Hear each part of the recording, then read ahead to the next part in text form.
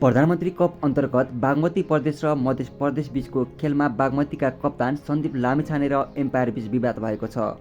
खेलको दोस्रो इनिङको 23औं ओभरमा मधेसका मोहम्मद आदिल आलम विरुद्ध प्रतीश जीसीको एलबीडब्ल्यू अपिललाई एम्पायरले नट आउट दिएपछि प्रतीशले लामो अपिल गरेका थिए। उक्त अपिल अस्वीकृत भएपछि उनले असन्तुष्टि जनाएका थिए।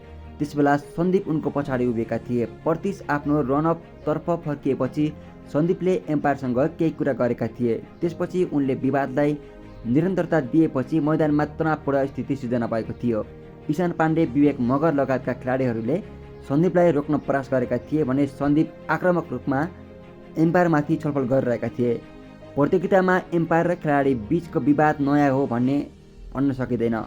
यसअघि पनि लुम्बिनीका कप्तान देव खनालले एम्पायरको निर्णयप्रति असन्तुष्टि जनाउँदै करिब 5 मिनट मैदानमै छान्न मानेका थिएनन्, जसका कारण उनलाई एक खेल प्रतिबन्ध लगाइएको थियो। घरेलु क्रिकेटमा बारम्बार देखिने यस्ता घटनाले राम्रो सन्देश दिँदैन। यसअघि पनि सन्दीप लामिछाने एम्पायरसँग बारम्बार झगडा गरेको देख्न सकिन्छ।